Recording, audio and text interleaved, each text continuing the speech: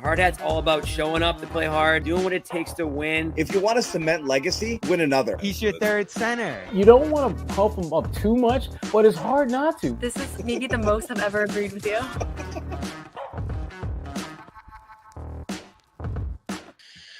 Hey, Boy Manning here. Welcome to a Thursday, second round NBA draft edition of the Garden Report. But first, we're going to look back on round one last night with Tyler Rucker here, who glad we were able to get on here at one point and discuss this thing. We didn't get to talk to you on this show leading up to it. I know Noah caught up with you on her You Got Boston podcast, and you guys talked about some prospects. I had a bunch of people on leading up to this thing, including some writers over on No Ceilings, who Tyler comes to us from here. And I don't think Hugo Gonzalez's name came up much at all. And I knew he was slated in that range, knew he was a possibility, but I was surprised to hear his name called yesterday, and I know a lot of fans were as well. So we'll spend a lot of the show talking about him, what he brings to the table, where he fits into Boston in the short and long term here. But I'm glad I looked into him a little bit, glad I watched a little bit of him going in the draft day. So I wasn't blown away by him and didn't know who he was and all that. I think a lot of Celtics fans probably came at it from that perspective, though. This is a young player who doesn't have a ton of experience and played in Spain. So everyone looked up and was like, who was this compared to some of the college players who were in play there?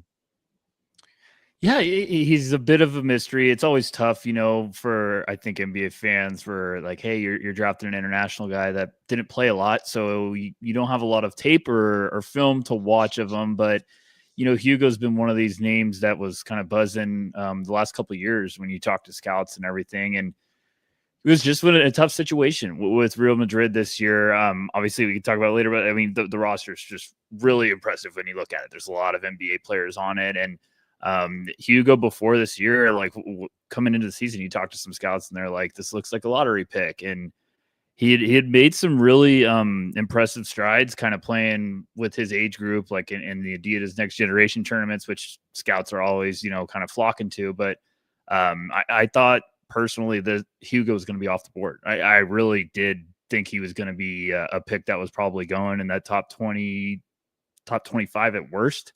I thought Brooklyn might have taken it with one of those picks just to kind of be an upside swing. So I thought Boston, him landing there and them getting him, I thought was a fantastic haul for the first night. Yeah, and I've heard a bunch of evaluators say that they saw lottery potential here for him, maybe like even top 5-10 potential with his, potential for the future that you're accounting for there. Why do you think he fell so far all the way to 28? I think it's just always tough with some uncertainty. The lack of minutes, the lack of production is something I think scouts will get a little concerned by. And then you kind of asked around, and he was one of the names I was really curious leading up into the draft to talk to like different teams about. And a lot of evaluators like, hey, I saw him in person in practices this year and he looked fantastic. Middle of the year, he was barely playing. And I still had talked to like an executive that was like, I have him in my lottery. So it was one of those, like if you were on the ground seeing him in practice, I think you really got the full story. And like with playing with Real Madrid and that talented roster, yeah, he didn't get on the court a ton, but those practice reps, what he was around all year, I think that's something you can't underestimate. But he's measured much bigger than I think a lot of us were expecting. He's tough. He's physical. He has a relentless motor. I think he's going to match perfectly with Boston and what they're trying to kind of build. It's just a really good talent value at 28, excuse me. I'm always all over the place. Yeah, and I want to hear more about his game because, again, didn't play a ton. Hard to pull much from the statistical output there. I know he played some international ball as well at some high levels when he was young. What is his game at this point when you look at it and when you talk to people? Where's he at right now, and where could he potentially go? Yeah, this year with Madrid, he was kind of playing a little bit more off ball. He's kind of a crafty on ball guy that can create, gets downhill. He's around 6'7", so it was 220-ish, I think is what he measured at. So it was bigger numbers you weren't expecting. I was like, that's a good frame so far. Good wingspan, and then Hugo's like one of these high energy, just relentless motor, kind of madman on the court. He just flies all over. That's why like Boston fans are going to love him quick. He's kind of one of those guys that just flies out of nowhere for tip dunks. And I think right now you're really trying to be like, okay, he's got the defensive like nastiness, and he's composed on that side. He will just continues to bring effort. Like he will nonstop motor. It's kind of really fun to watch, especially even this year when he didn't get a lot of minutes. Like he was ready to go right when he got on the court. The outside shot is the thing that just needs to come along a little bit more consistent, but it's trending in the right direction. If you've watched it from a couple of years ago, he was more of a catch and shoot guy this year. Maybe that was a plan with them, but I think it was more just he was trying to figure out, how to get more minutes and stay on the court. But smart player that really doesn't take a possession off, and I think that's what you're going to want to build from, and it's a great thing to have with this, fit and Missoula and all that. They're going to love him.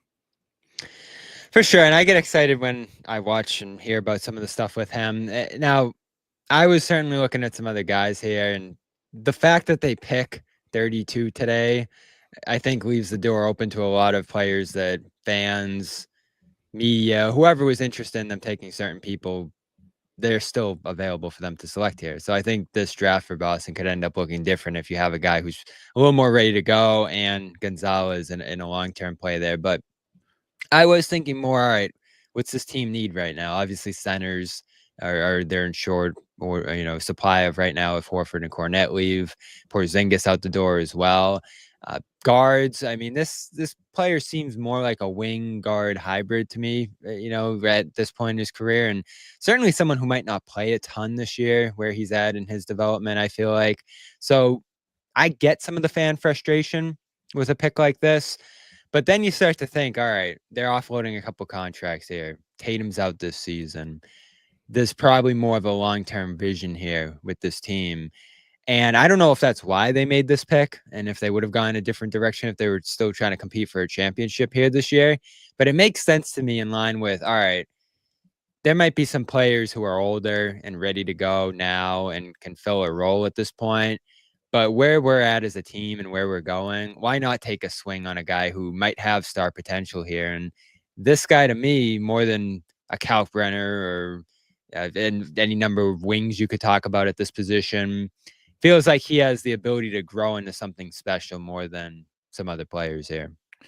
Yeah, I'm right there with you. I think if Tatum doesn't get hurt, I think you could go in a complete different direction with that pick. But I think that's why I was also so intrigued coming into the draft for the Celtics stuff. Like, well, that 32 could get really interesting in a hurry, depending with this class. I was like, some swings ahead of the Celtics could make value fall down the board. So like Hugo was on the board, and I was like, okay, this is an interesting one. And then they turned the pick in so quick. So I was like, okay, well, they clearly were very excited to get him. Now at 32, it's like there's some nice talent still on the board. So I think you could get now like, hey, we dipped into the upside swing. Now let's try to get someone that could come in early, be a rotation piece, give us some depth, maybe some early contribution. But like Hugo with the time frame with the Celtics, like I'm starting to believe exactly like you, Bobby. I think you have a year now to be like, let's just let him develop. Let's get him reps. Maybe you put him in Maine, just be like, we're going to play you a bunch. Maybe you have him around the team just to kind of build some confidence. And then maybe you kind of just unleash everyone next year, because I think he also fits well with Shireman. If you can play them together, they have both a little bit of versatility. They're both tough. They're both physical guys. So you're getting some really fun pieces now, I think, in the rotation and overall depth. So I like what Boston did there. And then now at 32, you get the chance to get some really good value as well. A lot of names I thought would be going in the first round are still on the board. Yeah, we'll get to the 32nd pick, which is coming up tonight just after 8 o'clock for the Celtics here. I believe Minnesota picks in front of them to start the second round. So, I mean, they'll have one of Kalkbrenner or Raynaud if you're looking for a center. There's a bunch of different wings and guards and stuff we've discussed there. So, still a good array of talent there. There's some interesting stuff that happened ahead of them in the first round. We'll get to that as well here with Tyler Rucker. But first, I want to hear from Brad Stevens, who talked about Hugo Gonzalez last night. Yeah, we've been watching Hugo for a long time. He's obviously been on everybody's radar, I think, for a long time. And then, followed his year with a great Real Madrid organization and team and closely, and watched him in all the, U18s and those types of things. And just big fan of how he plays. He's tough. He's hard playing. He cuts. He goes after the ball. He competes. He's got all the intangibles of a winning basketball player. And there's things he can get better at, just like everybody else at that age. But competitiveness is not, it's at a high level. Is the plan to bring him over? Yeah. Right away? And All right. So yeah, there's Brad on that. He also went on to talk about all the cutting that he does. He mentioned cutting a ton in his assessment of Hugo's game. And that's interesting to me because there were two things that stood out to me most from Steven's press conference last night. And it was that and the skill set that Gonzalez brings to the table, along with the fact that the Celtics might alter their play style slightly next year to try to become less stagnant offensively when shots aren't falling or they're slowing down like they did in the Knicks series there. They don't cut a ton as a team. They played 5 out, obviously, the last handful of years because of their personnel. And I do think Joe Mazzulla is adaptable to different personnel and playing the strengths of different guys if they do have a new look roster this year. But they were 26th in cuts per game last year. And I think that stemmed from the fact that they wanted to space the floor. They didn't want the paint getting crowded. And so they shied away from having guys cut. And, the different cuts that are obviously aimed at pulling guys to different positions on the floor and that. He talked about the sacrificial cuts, all that. So there's different ways that they could use Gonzalez's cutting, certainly, that aren't built on setting him up to score. But that does seem to be a major part of his game and a different dynamic on the floor than the Celtics have had. They haven't had a lot of guys who cut to the basket a ton. Yeah, with anything with Boston, I feel like fans, we get a little annoyed or irritated when it's like, okay, everyone's standing around, and that's not Hugo. He is constantly moving. He's really, really smart off the ball. He's just a really intelligent player for his age, like a really talented kid. I think he was probably high 90th percentile when you come to like synergy and advanced numbers as a cutter. So he's got bounce too. So when he cuts with purpose, and he's got quickness, and he's got that physical frame where like Hugo's not afraid to go at anyone. He's just got that fired up Spanish vibes, and you quickly fall in love with him as a player the more you watch, just because of like the heart, the motor. I mean, I love to see Stevens just kept saying he's tough and he cuts a lot. It's like, yeah, those are two important skills to have for a energetic wing. And like there is a lot of stuff with his game that needs to come around, but I just think with Real Madrid and playing around that type of roster, those veterans that have been overseas in the NBA, it's a great foundation, and this is a great piece to go. Like he's early on going to play with high energy, awareness, and defensive potential, and the motor's just always running with him. So I think it's a great piece to continue to build with, and you might be shocked that this is one of those that just sticks and is going to be here for a long time. Yeah, and what are some of the improvement points with him? Obviously, the three-pointer isn't quite there yet. Not a ton of mid-range activity, it looks like, from him. Self-creation, not there either at this point. So I don't know if he'll eventually become a point guard, per se. But what are the things you think he can improve on, and what are some of the concerns you have about his game, if there are any? Yeah, the shooting's the big one. You kind of watch his tape from before this year when he was a lot younger, and his shot looks good in the upper half, but it was kind of like the lower body might have a little bit of a turn. I thought it's gotten better now. It seems more consistent with like at least the foundation.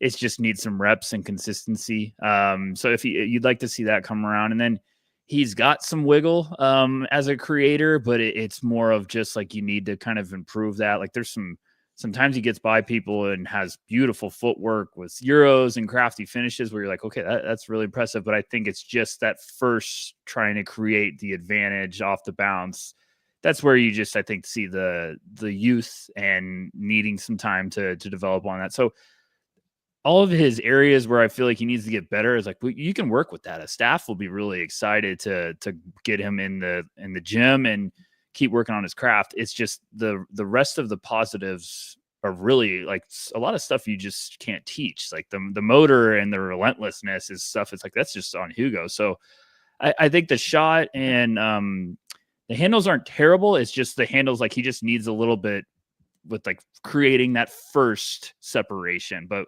when he gets by you, he can really do some fun stuff with finishing and getting downhill, because that's when he lights up. Like he's electric getting above the rim and going at people.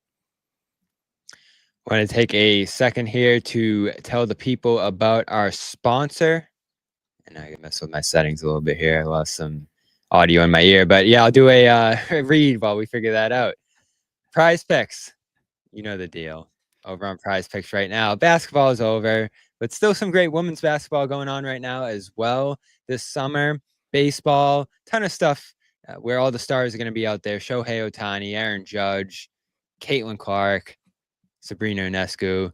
Those are all players you can look at and say, all right, what are they going to do tonight from a points perspective, assist perspective, home runs, hits, all the stats over there. And the best part about PrizePicks is you can combine your favorite sports to make your daily fantasy sports team, and they've made daily fantasy sports accessible.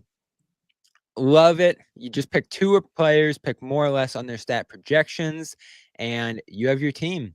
So again, points, assists, rebounds on the basketball side, hits, home runs, walks, whatever projections you can think of on the baseball side of things. And I love baseball this time of year because it's going on every day. So go over to PrizePicks, see what they're projected to do. That's another thing I like to do during the basketball season, see what they think Jaylen Brown's going to score, or Peyton Pritchard, how many threes he's going to hit in a game. And you can go more or less on those projections to win up to 2,000 times your cash. And when you go over there and use the code CLNS, play $5, you'll get $50 instantly when you build your first lineup over there. Go to PrizePicks, download the app today. And if you play $5, you get $50 instantly with the code CLNS. You don't even need to win to get the bonus there. So PrizePicks, run your game. So let's see if I got my sound back here. Do I got you, Tyler? Yeah. All right. I'm sure the people can hear you. I might have to jump out here for a second, but I'll throw another question your way while I figure that out. Gonzalez, the other aspect I want to talk about with him is with the defense, because to me, when I'm reading the reports, when I'm watching, when I'm looking at some of the stats, that seems to be the exciting thing about him. And maybe the most translatable thing is the fact that he can guard a bunch of positions, be disruptive on that end, cover a lot of ground. He's got length, he's got size. So at the very least, you might be looking at a guy that can fill in some energy defensive minutes for you right now on a team that might need some minutes dealing with injuries or roster turnovers. It looks like the Celtics will here. Yeah, I think the defense is what you want to buy in right away. I think the motor, his ability to kind of attack the on ball creation, like he's relentless with that. He's active, aware. He could be really, really good and competitive when getting around screens and trying to battle that way. So I think with Hugo, it's a full package. If anything, sometimes he can get in trouble because he's too aggressive with trying to get around screens and everything. So you got the full foundation of really good defensive upside with Hugo. Yeah, you can make the argument like, hey, maybe this could turn into a 3-and-D if the shot comes around consistently. But an active guy that just keeps coming after you on the defensive side of the ball. I know Evan Fournier they were playing against and was having a big game, and Real Madrid brought Hugo off the bench to be like, we need you to stop him. Like Fournier still gets shots because he's an NBA vet and he knows what to do, but you could watch that game and see Hugo just is smothering him and trying to do everything possible. So he's going to drive some NBA vets crazy because he just is a young kid with a lot of energy, and he's got the frame of a NBA vet. Like he's physical, he's got good length and good footwork, but it's a great foundation to work with when it comes to like teaching him on the defensive side of the ball, because he really can get after you when he's getting around screens, and he'll stay right on your hip. If anything, he might just be too pumped up about sometimes. So I think he'll be a fun one for Missoula and everything. And, you played the clip earlier from Brad. I love when coaches are like, oh, he's coming over. This isn't we're bringing Hugo. And I think that just tells you the type of kid he is and the type of talent he is. So I'll ask for your comparison, and I did hear one last night that made me excited, and it was Christian Braun. Yeah, that's a good one. You also start to see why it's like, okay, this is intriguing. This is a player that's going to stick for a long time. I've heard a little bit of Josh Hart, some vibes like that, and I like those a lot. There's some shades of Denny Avdia, but I don't think he's the offensive force that Avdia was. I think he's more of like the defensive, maybe the evil defensive version of him or something. But I think those are a lot of players you're throwing around. They're like, okay, I get it. Like that's a valuable piece in this league. It was tough coming into the year when Hugo was with Real Madrid, because I was like, oh man, he might not play a lot. So where is he going to end up? But I still think he had some of the most fascinating upside with this class, just because of what he can bring to the table early on, and then what you can potentially unlock. Last question I got on him. How much would we see him year one, you think? And obviously it's going to depend on the roster and all that, but how ready is he to go in this league? You mentioned Maine possibly being part of the equation there. Like, is there a development curve, you think, to him playing that might take up to a year? Yeah, it wouldn't shock me. And I'm just going off of kind of the track record with, Stevens and the Celtics staff and everything. I thought Shireman might have had a real shot to play a lot more last year just because of what he brought to the table. And quickly we found out it's like, oh, maybe he's a year two guy. So I think now everything's on the table with this team and how they're going to be playing. Maybe they're struggling a little bit and they're like, let's get some reps for the young guys. But I think Hugo will play a bit more than people are thinking, because he's going to be a perfect guy that when you need someone to step up, we're like, let's unleash him. He's going to run wild and give us some energy and give us some good minutes. So I think he'll be on the team and probably playing a little bit more than everyone's ready for. I wouldn't be shocked if he surprises some people at Summer League, because I think now he's just going to be like, let's unleash him and let him go wild. Unfortunately, is he not? I did hear last night that he might not play. Okay, well, that's smart, actually. Tough. That's really smart, because I know they won the title, I think, last night.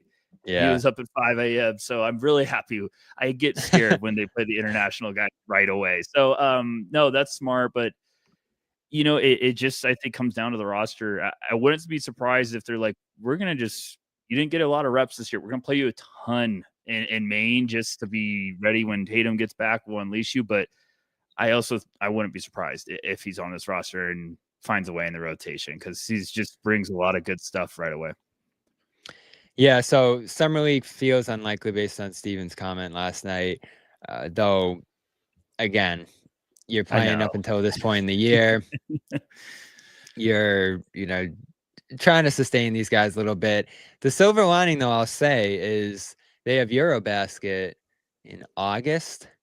And there's some international play coming up in Europe. So could he be part of that potentially? Like, that would actually excite me more than seeing him play in a couple Summer League games and then take a seat. I actually want to see him at the highest level of competition internationally again and see how he competes with some of the other stars who play over there. So I hope that ends up being the case. We'll see. That's, I think, late August into September. So that could be when we see Gonzalez next. But I found this interesting coming out of day one, and we'll talk about some of the other stuff that happened yesterday. But you like this as a landing spot for Gonzalez and put it among your favorites here. Did you expect this? Were you surprised as some Celtics fans, or did you see a connection between these two teams? And then certainly the fit here you think is strong. I just saw that, like, hey, if there was a world, like when Boston got on the clock, I said, oh man, Hugo would make some sense here. And then all of a sudden I feel like I linked in. I was like, oh, picks in, like they love this pick. Because I'm like every Celtics fan, I'm expecting them to trade every time they're in the first round now. So when they turned it in quick, I was like, oh, okay, like they love this one. And I just thought for a player coming from a team like Real Madrid to go to the Celtics, who I think understand how to be patient and realistic with the development, and like, hey, this is our plan to kind of unlock you a little bit and build some confidence. I just thought with his skill set, the coaching staff, the front office, I was like, this makes a ton of sense for all parties. Because I think Hugo now just needs like, hey, he had a year where he didn't play a ton, and before he was a very exciting prospect. So now I think he's going to understand, okay, like I'm with the Celtics and they're going to probably not just play me all the time right away, but I understand what it means to be a pro. And I thought it was just a great landing spot for his skill and upside and what the Celtics need from him.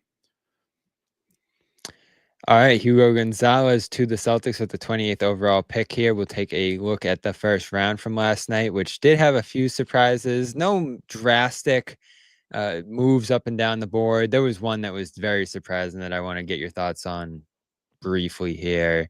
But I think the highlights of the night, obviously, Ace Bailey going to Utah after some uncertainty with where he would end up. There was the big trade up to 13 by the Pelicans, where they gave up a future Bucks pick next year to get Derek Queen. And then I think a lot of people were fascinated by Hanson Yang going to Portland at 16, when I think he was ranked by most people to go much later than that, though I did hear some love for him as well during this process. So what among those stood out the most to you?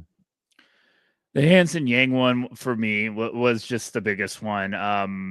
But I honestly, the Pelicans trading that pick was really close to it. But I thought Hanson Yang going that early, you know, was it a little bit of a reach? Yeah, for me, yes. I thought he was going mid-second round. I just was a little bit lower. Look, the offense is really special and fun, and he's gigantic. I've sort of tried to figure out today of like, okay, let's figure out what, you know, Portland was thinking here. And Hanson Yang was buzzing before, you know, the draft. Like, this was a name that was very connected. I thought a lot of teams were like, hey, Brooklyn's really hot on that one. And everyone was thinking he's going to Brooklyn. He's going to Brooklyn. So in my head, I was like, well, Brooklyn was at 22 with all those Everyone picks, else so, went to Brooklyn. Yeah. So maybe they were eyeing it, and maybe Portland was just a little like, hey, we love him. We're scared to go back a little bit more. So, you know, I get it. When in doubt, go get your guy. But it was just one of those names where you kind of look down, you're like, wait, what?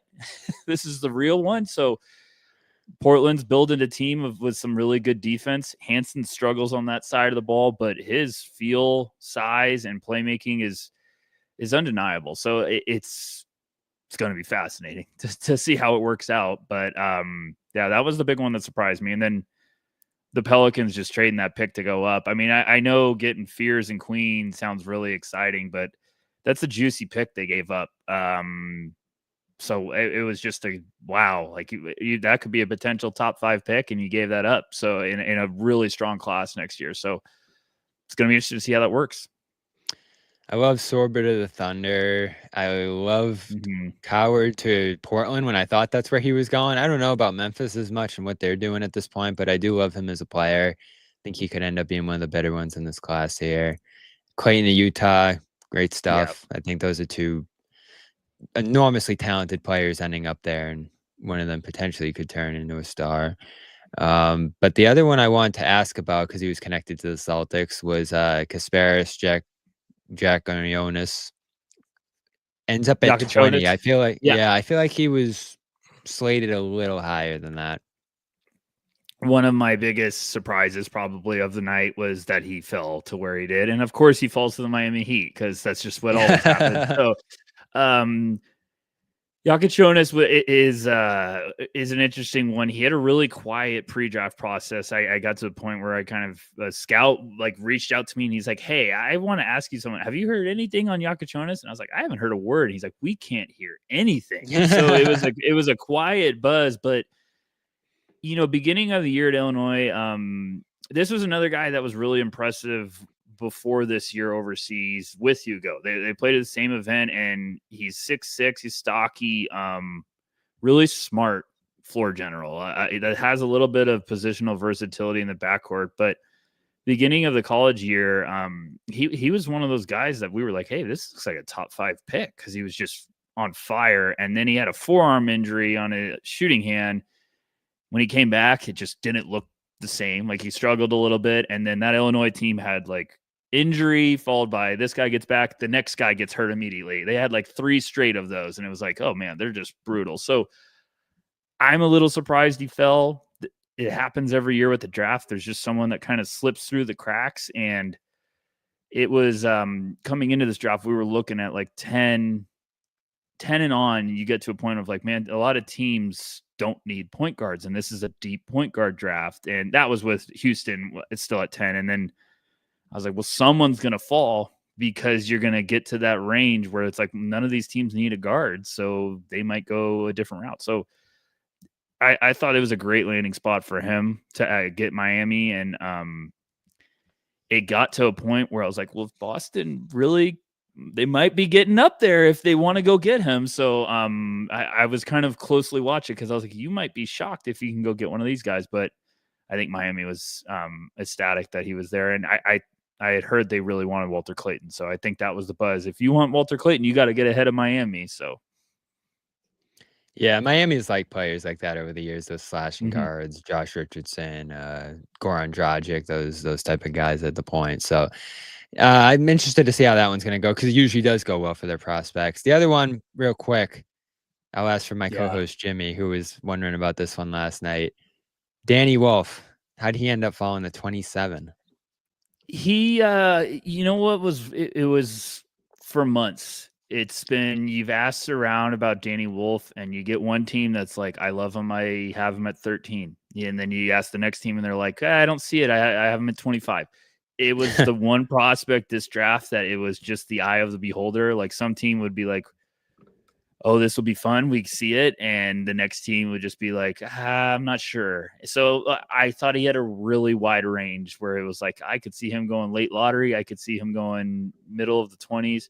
I still thought when he was on the board at 27, I was like, this is late for someone like Danny Wolf because his playmaking, his feel, what Michigan asked him to do last year. Like they basically asked him to be the point guard, and he had some high turnovers, but it was also just a situation of like, you really asked him to do a lot, and awesome feel, really talented player. So I was like, I was kind of like, oh my gosh, he might be a Celtic. And coming into the draft, I was like, Danny Wolf would be my dream for the Celtics. And then it got to a point where I was like, Danny Wolf and Hugo are still on the board. Like the Celtics are going to get one of these guys. So I think if he was there, I wouldn't have been surprised still if it was Hugo, just because of the youth and the upside and the defense. But Wolf being in Brooklyn's interesting. I think they just only drafted playmakers last night, so it was a funny swing. Yeah, unbelievable. Sarif, Wolf, Powell. I like that one for them. Yeah. No one, Traore. Yeah. I mean, they drafted a bunch of guards, and then they got the defensive guy with Powell and ended it with a playmaking big. So it was just kind of funny. Like, oh, you got a lot of field guys and then a defensive upside guy. So there's your first round. Interesting stuff last night. Nothing out of this world, but a few crazy things happened. And second round starts tonight at 8 o'clock. As we mentioned, Minnesota goes first. So we'll see. There's some chatter about teams moving up to 31. But when the Celtics are on the clock at 32, I have to think it'll be a center here, just given where they are at that position. And Brad did talk about the free agency processes coming up for Al Horford and Luke Cornett. Said that having both of them back is a priority for the Celtics, but they're going to explore some options this summer, and they don't begrudge them doing that if they want to look at some other stuff out there. So Celtics are going in a different way, stress the flexibility and resetting their asset pool and all that sort of stuff there. So I think you just got this strong message from Boston last night that they're probably going to be taking a little bit of a step back this season. So I think it makes perfect sense to bring in a developmental big, and I still have hope for Nemesh Keita. I thought he showed some real flashes last year with them, especially early in the season where he got consistent minutes. Fell out of the rotation for a little bit, and then toward the end of the year, you just didn't see him. So I hope they keep him around and keep trying to make it happen with him, despite some of his weaknesses. But I'd probably go with a big here. And, you know, we've talked about it, Tyler, a little bit. I think Ryan Kalkbrenner makes a lot of sense for their system. I think there's some buzz there around him and them. I think there's some connection there, certainly, and the possibility that he'll be available at that second pick. Maybe he goes right away, but I doubt that if it is Minnesota picking there. So if I had to guess who it's going to be, I'd say Kalkbrenner. I know Noah Penda was interesting there. Gonzalez probably fills that mold of a kind of developmental player who, does some stuff off the ball and defensive and all that. I think those guys would overlap a little too much. So I have to think it's going to be a big here. And if it is right now, I'm not crazy about him given the defensive limitations that I've read about, but the 3-pointer's intriguing there, and they're a team that loves to space the floor and play 5 out and all that. So I would at least understand it. And there's some other strengths to his game too. So those are the two that stand out to me. What are you looking at for them at 32? Yeah, I think the last couple of years with the Celtics, I've been like, hey, eventually you're going to have to try to find some big help in the draft. And I thought coming into this, like Kalkbrenner should be a name that is at the top of their board, or they're at least looking at as like, hey, this is a realistic option for us. I think at 28, they probably had a lot of interest, but I had heard Phoenix had some interest too. And then that trade happens. And I think Boston's probably like, okay, well, now we got a potential suitor for Kalkbrenner off the board behind us.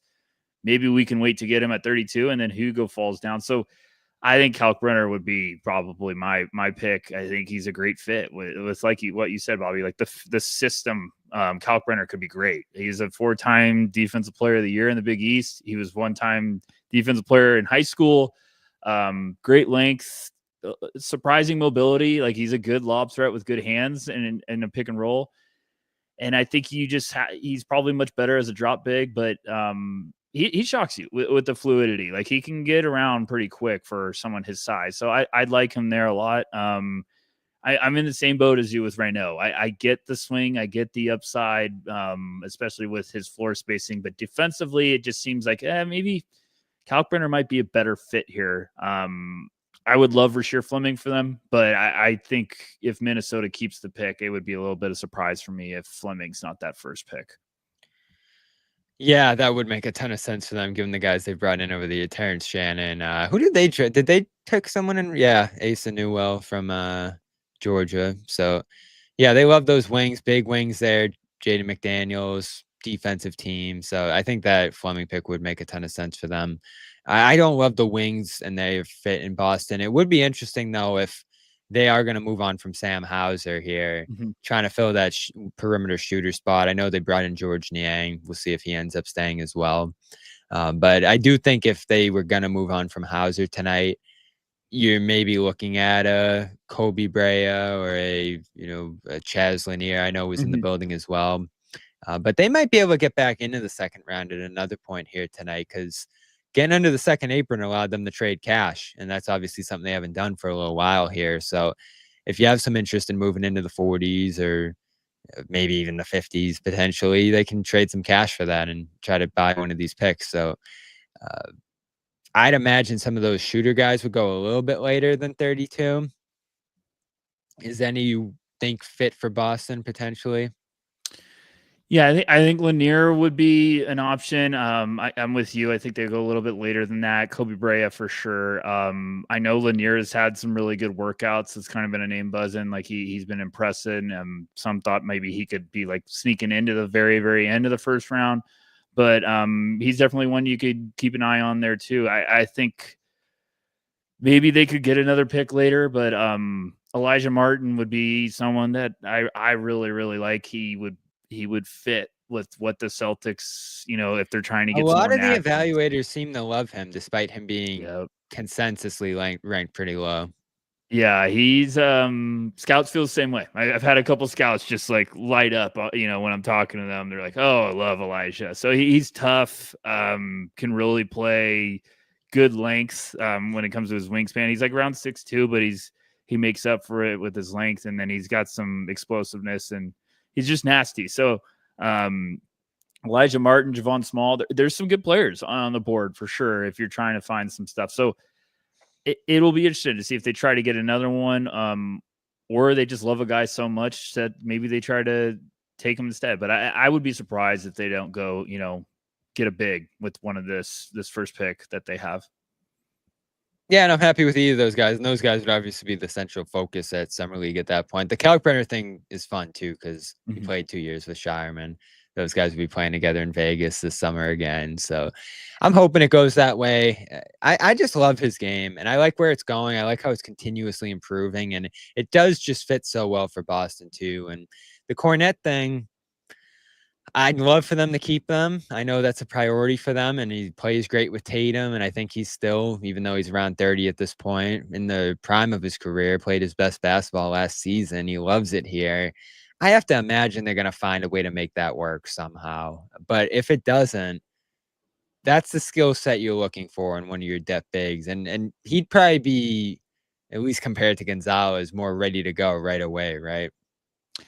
Yeah, I think so. I think if you're getting someone like Kalkbrenner, it's like, hey, they got our backup big right away to help out. And I think it is some valuable insurance for if you lose Luke. And I know they probably would love to have Luke back, but you also get to a point where you look at numbers and you're like, hey, we just can't make it happen now, especially with the apron stuff. So Kalkbrenner, I think, would just be, I've kind of thought the whole time, like, this is a perfect fit if Kalkbrenner could land here just because of what he does. And I think at worst, he's a fantastic rotation big that plays for a long time in the league. And maybe you get a little bit more. Maybe this is someone that you can, have as a spot starter. So I think it would be a great fit. And the Shireman thing doesn't hurt, with the connection. So it's going to be interesting to see. But yeah, I think Celtics fans would be very happy if he ends up here. Yeah, and the Athletic did like a free agency value article on the centers in this class, and the numbers do blow you away when you look at them. And this isn't what these guys can necessarily go out and get in this market, which is tricky for free agents. But just from a value standpoint, what they did last year, they have Al Horford at $19 million a year. They have Luke Cornet at $14 million a year. So at least compared to those value numbers, and I know they probably can't go out and get that. It'd probably be like 13, 14 for full mid-levels. They'd be taking massive discounts to stay in Boston. And maybe that works for Horford at this point in his career. Maybe Cornet, he did it last summer. Would Cornet do it again, at least over a long-term deal? Have some security there, even on smaller numbers. I think that's what it takes. And that's asking a lot for guys to do, especially for a team that might not be super competitive. So I do think you're starting to get a little worried about losing at least one of those guys at this point with where the Celtics are financially. So a center makes all the sense in the world tonight. I think it's always good to have a developmental center in the pipeline. I think every team pretty much should, because those guys take a little bit longer sometimes. Yeah, those are the numbers I feel like when I was trying to look at Luke, like, oh, what could they ask? I was like, oh, they're probably asking around that 15 spot, but you gonna get them to take that big of a discount? So it was just tough because I was like, man, they're in a tough spot to pay that. And I just think this is the new way of the league. Like, you have to be like, okay, we've got to draft guys, we've got to get some developmental bigs to help us out. So right there with you. It's gonna be really interesting. I hope they don't lose both, but I think Boston just has to prepare for some backup. For sure. And it begins tonight. Another important draft pick for the Celtics, second overall in the second round here. So we'll know pretty quickly who they're going to be going with here. I want to do a couple more shout outs. First, for LinkedIn, check out LinkedIn, because as a small business owner, you don't have the luxury of clocking out. Your business is on your mind 24/7. So when you're hiring, you want a partner that works just as hard as you do. And that hiring partner is LinkedIn Jobs. When you clock out, LinkedIn clocks in, and they make it easy to post your job, share it with your network, and get qualified candidates quickly. Their new feature allows you to write job descriptions, and quickly you get your job in front of the right people with deep candidate insights. Either post your job for free or pay to promote. Promoted jobs get 3 times more the qualified candidates. And at the end of the day, the most important thing for your small business is the quality of candidates. And with LinkedIn, you feel confident you're getting the best. 72% of small businesses, according to LinkedIn data, say that LinkedIn helped them find high quality candidates. You can add a hiring frame, your profile picture, and get twice the qualified candidates. Let your network know you're hiring, and find out why more than 2.5 million small businesses use LinkedIn for hiring today by going over to linkedin.com/garden. That's linkedin.com/garden to post your job for free. linkedin.com/garden. Terms and conditions apply. And I want to shout out the great team you guys have over there at No Ceilings, Tyler. The draft guide, still super useful as you start figuring out over the next couple hours here who teams are going to be moving forward with, who's playing at Summer League for these different teams a couple weeks from now. You can still use that draft guide to go over there and see what these players are made of. And I love relying on guys like you through this process because you watch them all year, you follow them for years, and just bring some awesome insight. So appreciate all the help you've given us here at CLNS Media, preparing for this draft here. Because again, we're head down looking at the Celtics all year, and then the draft comes around. We're like, all right, what are these people? So appreciate that a lot, and continue the great work over there with your guys. Yeah, thank you guys for having me on. We love talking this time of the year to the NBA writers because you guys are so good throughout the year. We're reading your stuff, and then all of a sudden it flips, and we're like, we love to talk to the NBA folks. So thank you so much for having me on, Bobby. I appreciate it. Yeah, and once again, Hugo Gonzalez was the Celtics pick at 28 last night, and they are picking 32nd at 8 o'clock. We will be live just before 8 o'clock leading up to the pick, reacting to it. We're going to hear more from the Celtics front office tonight as well. Mike Zarin, their assistant GM, speaking to the media here about the direction, some of these prospects. I'm sure there'll be a lot of good conversation with him. So stay tuned for that as well. And the free agency process begins on Monday. So we'll have a quick breather this weekend, I'm sure. There could be some other moves and activity for the Celtics tonight, even though there wasn't on night one. It feels like more payroll reductions coming here. So whenever that happens, we'll be going live instantly. So turn the notifications on as well. Subscribe, CLNS Media Celtics All Access. And appreciate Tyler again for being here today. We will talk to you all at 8 o'clock tonight. Enjoy the rest of your afternoon. Peace. No one's sneaking a vegan brownie by me, I'll tell you that. Okay, you know what, John? We're going to do it. You have to feel that way too, Bobby. I have to feel that way. Let's Slide Al over and make Luke your first center. Bobby, we gave you Luke an hour early. We're not going to end this on a damn conversation about Luke